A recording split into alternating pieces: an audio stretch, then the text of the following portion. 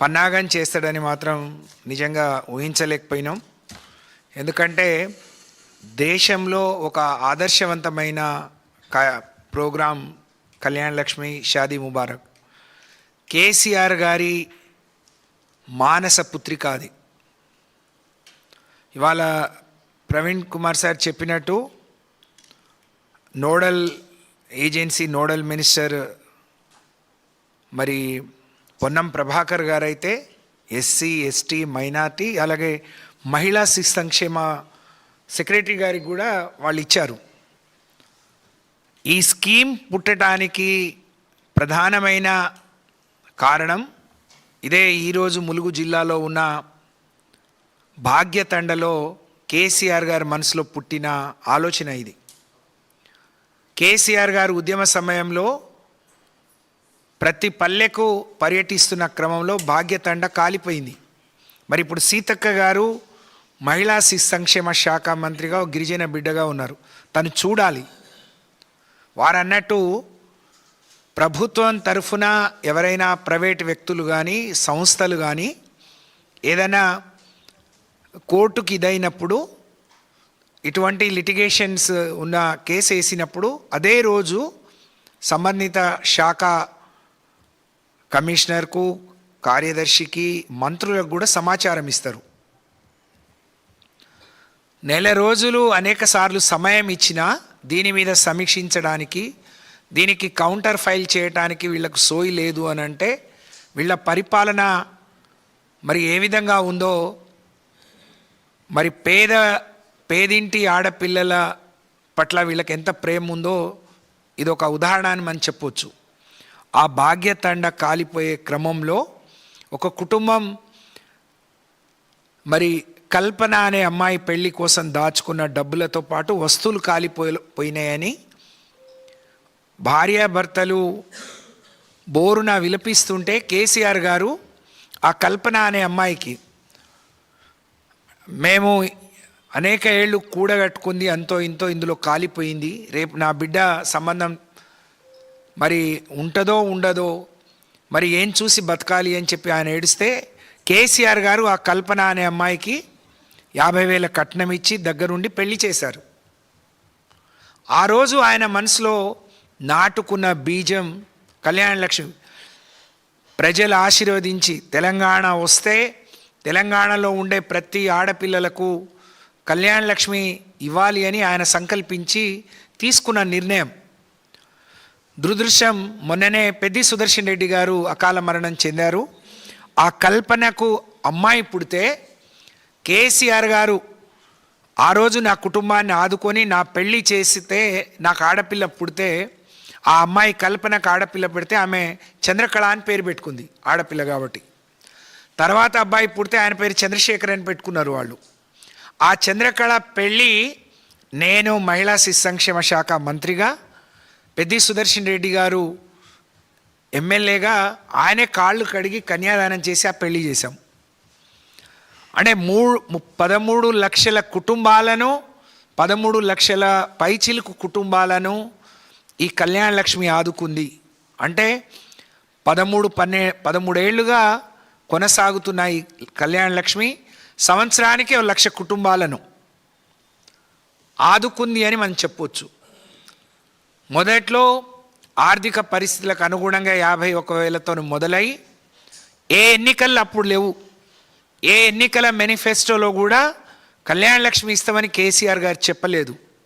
కానీ తెలంగాణలో ఉండే పేదరికాన్ని చూసి, తెలంగాణలో ఉండే వెనుకబాటుతనాన్ని చూసి, తెలంగాణలో ఆడపిల్లల్ని అమ్ముకుంటున్న తీరు చూసి, ఆడపిల్ల కడుపులో ఆడపిల్ల ఉంది అంటే కడుపులోనే చిదిమేస్తున్న అనేక మంది ఆడబిడ్డల్ని చూసి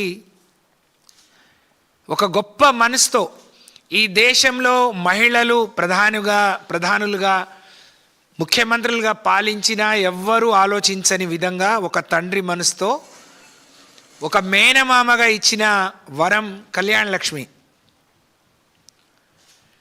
మరి ఆ కళ్యాణ్ లక్ష్మికి ముప్పొస్తుంది అని చెప్పి తెలిసి ఒక నెల మరి జూలై 8న అంటే ఇవాళ ఆగస్టు 13 35 రోజులు దీని మీద సమీక్షించేది కానీ అఫిడవిట్ వేయాలనే సోయి కానీ లేనంత మరి వీళ్ళ పనేందో తెలంగాణ ప్రజలు తెలంగాణ పేదవాళ్ళు గమనించాలని నేను విజ్ఞప్తి చేస్తూ ఉన్నా. ప్రతిపక్షానికి తిట్టే మీద ఉన్న శ్రద్ధ, ఆ సోయి మీ ప్రభుత్వాన్ని నడిపించుకునే దాని మీద ఉంటే బాగుంటుంది. అది గమనించాలని నేను కోరుతా ఉన్నా. ఏదైనా అంటే మేము వెనకబడిన వాళ్ళం, ఓర్వలేక ఏదో అంటారని మాట్లాడే పొన్నం ప్రభాకర్, అడ్లూరి లక్ష్మణ్ గారు, అజారుద్దీన్ గారు, సీతక్క గారు, రేవంత్ రెడ్డి అంటే దొరబిడ్డ, ఆయన మరి ఎట్లా వచ్చినాయో ఎట్లా సంపాదించిండో ఆయన కోట్లకు పడగలెత్తిండు. కానీ మీరేంటి, మీరు వచ్చిన మీ కుటుంబ నేపథ్యాలు ఏంది? వాళ్ళ మంత్రులు అయితే మీకు కొమ్ములు రాలేదు కదా. మీరు వచ్చిన పరిస్థితులు ఏంది? రేపు మీరు పోయి ఓట్లు అడగాల్సిన ప్రజలు ఎవరు? వాళ్ళకే ఇంత ఇబ్బంది అయితే ఒకరోజు సమీక్షించే సోయి లేకపోతే మీరేం గడ్డి పీకుతున్నారా? గాడిద పళ్ళు తోముతున్నారా? ఏమనాలి మిమ్మల్ని?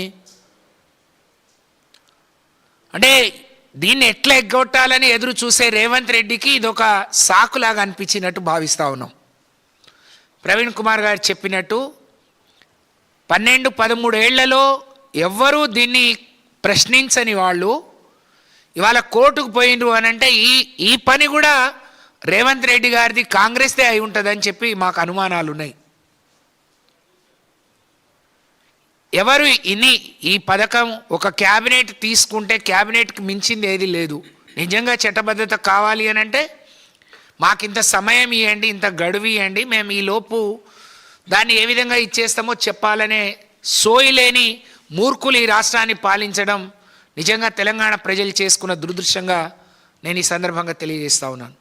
నేను ఎంత ఆవేదనతోనంటే వారన్నట్టు 9 నెలల నుంచి ఇవ్వట్లేరు. కమిషన్లు తీసుకోవడానికి ఉన్న కక్కుర్తి పేదల సంక్షేమ పథకాలు తొందరగా ఇవ్వటానికి మీకు మనసు ఒప్పట్లేదు. గతంలో ఏమన్నారు, కేసీఆర్ గారు పెళ్ళైన 3 నెలలకు ఇస్తున్నాడు, నేను వస్తే పెళ్లి పీటల మీదే ఇస్తా, దాంతోపాటు తులం బంగారం ఇస్తా అన్న రేవంత్ రెడ్డి ఇప్పుడు పిల్లల్ని ఎత్తుకొని, చంటి పిల్లల్ని ఎత్తుకొని తల్లులు వస్తున్నారు. పెళ్ళై పిల్లలు పుట్టే వరకు కూడా నీకు ఇచ్చే మనసు రావట్లేదు. ఇప్పుడేమో అసలుకే ఎసరు పెట్టే ఆలోచన చేస్తున్నావు. ఇది దుర్మార్గమైన చర్య. దీన్ని తెలంగాణ సమాజం తీసుకున్న 13 కోట్ల మంది పైచిలుకు కుటుంబాలతో పాటు అంటే ఈ సంవత్సరం ఈ 9 నెలలుగానే దాదాపు 1,00,000 మంది పెళ్ళిళ్ళు చేసుకొని ఉంటారు. వాళ్ళందరూ కూడా గమనించాలి. నేను ఈ స్కీమ్ వచ్చిన తర్వాత లేదా మంత్రిగా ఉన్నప్పుడు పనిచేసినప్పుడు అనేక మంది పేద మహిళలు అన్నారు, చిన్న వయసులో భర్త చనిపోతే కళ్యాణ లక్ష్మి వస్తుందంటే అప్పు పుడుతుంది, ఆడపిల్ల పెళ్లి చేసుకుంటున్నాం. ఒకప్పుడు అయ్యో ఆడపిల్ల పుట్టింది అని అంటే, ఇవాళ ఆడపిల్ల పుడితే అంటే మొదటి నుంచి ఆ కుటుంబానికి ఒక నమ్మకాన్ని, విశ్వాసాన్ని ఇవ్వాలని ఆడపిల్ల పుడితే 13,000 నుంచి మొదలుపెట్టి ఆ గర్భిణీ బిడ్డకు ఒక తండ్రి మనసుతో కడుపు నిండా అన్నం పెట్టి మరి కళ్యాణ లక్ష్మి ఇవ్వడం. పాలోళ్ళు పెళ్ళికి వచ్చినా, మేనమామలు వచ్చినా ఒక పట్టీలు మెట్టెలు కూడా తేని రోజుల్లో ఈరోజు 1,116 వస్తుంది అంటే గౌరవంగా నలుగురు అమ్మాయి పెళ్ళి వస్తుందంటే ఇంటి ముందుకు వస్తున్నారు. ఎక్కడో అక్కడ సమయానికి అప్పు పుడుతుంది, ఇవాళ కాకపోతే రేపు డబ్బులు వస్తాయని. దీనికి దరఖాస్తు కూడా అవసరం లేదు. మీ పెళ్లి పత్రిక మీద ఎమ్మెల్యే సంతకం పెడితే చాలు, ఈ పార్టీ ఆ పార్టీ అని కూడా లేకుండా గొప్ప మనసుతో కేసీఆర్ గారు రూపొందించిన ఒక ఆయన మానస పుత్రిక ఈ కళ్యాణ లక్ష్మి. మరి ఇవాళ సీతక్క మాట్లాడాలి, అడ్లూరు లక్ష్మణ్ మాట్లాడాలి. మంత్రులు కాగానే మీ కులాలు మర్చిపోయినరు, మీరు వచ్చిన కుటుంబాల నేపథ్యం మర్చిపోయినరు, రాష్ట్రంలో ఉండే పేదరికం మర్చిపోయినరు, ఆడపిల్లల కష్టాలు మర్చిపోయినరు. ఎన్ని చెప్పినండి వీళ్ళు. అబ్బాబా వీళ్ళ నోటిని మొక్కాలి. మేము 1 కోటి మంది మహిళల్ని కోటీశ్వరులు చేస్తామని చెప్పినరు. మొన్నేమో గర్భిణికి పెట్టే గుడ్లను బంద్ చేసుకున్నారు. గర్భిణికి పోసే పాలు సగం వచ్చినా రాకున్నా పట్టించుకోవట్లేరు. ఆ కేసీఆర్ గారు మరి దసరాను ఆ బతుకమ్మ పండుగను రాష్ట్ర పండుగ గుర్తించి వాళ్ళకి చీరలు పెడితే ఎన్నో మాట్లాడిను, మేమైతే పట్టు చీరలే పెడతామని అన్నారు. కానీ ఆ చీరలను కూడా బంద్ చేసిరు. ఇటు మా ఆడపిల్లలకు ఆత్మగౌరవం దెబ్బతిన్నది, అటు నేతనల్ల కడుపును కూడా కొట్టిరు మీరు. ఎవరి ఉసురు ఉట్టిగానే పోదు రేవంత్ రెడ్డి గారు, తప్పకుండా బిడ్డ మీకు ఈ ఉసురు తగులుతుంది. కానీ వెంటనే అన్నిటికీ ఆలస్యం అంటే మీకు ఏదైనా వస్తుంది, ఏదైనా దోచుకుందాం, అమ్ముకుందాం, కమిషన్లు పంచుకుందాం అంటే అన్నీ జరిగిపోతాయి. కానీ పేదవాడికి ఏదైనా పెట్టాల్సి వస్తే మాత్రం అనేక అడ్డంకులు. కోటీశ్వర్లను చేస్తామన్న మహిళలకు మీరు ఇప్పటి వరకు ఇచ్చింది ఏంది? కొట్లాడుకునే ఆర్టీసీలో free bus, RTC free bus. వేరే ఇంకేదైనా ఇచ్చిండ్రా మీరు? ఆ ఇచ్చే 500 సబ్సిడీ ఎల్పిజి గ్యాస్కు అనేక కొరీలు, పావల వడ్డీలకు అనేక కొరీలు ఇచ్చే ఆ ఇందిరమ్మ ఇండ్లకు కమిటీలు వేసి కమిషన్లు దండుకుంటున్నారు. ఇస్తామన్న 2000 సరిపోతాయా? అవ్వకి ఇస్తే సరిపోతుందా, తాతకొద్దా అన్నారు. అవ్వకే సమయానికి లేదు, 2 సార్లు ఎగ్గొట్టిను మీరు. ఆడపిల్లలు చదువుకోవాలి, అప్పుడు వాళ్లకు అంటే సమాజంలో అందరితో సమానంగా ఎదుగుతారు. మీరు మీ ఇంటర్మీడియట్ ఇది కాగానే మేము స్కూటీలు ఇస్తామన్నారు. ఆడపిల్లల ఓట్లన్నీ లూటీ చేసిండ్రు. మీరు ఇచ్చింది ఏం లేదు, ఒరగబెట్టింది ఏమీ లేదు. మేము ఈ మీడియా సమావేశం ద్వారా ఈ రాష్ట్రంలో అనేక మంది గిరిజన, దళిత, బీసీ, మైనార్టీ అన్ని వర్గాలు ఎవరైతే కళ్యాణ లక్ష్మి, షాదీ ముబారక్ తీసుకుంటున్నారో మరి ఆ వర్గాల వాళ్ళందరి తరఫున డిమాండ్ చేస్తున్నాం.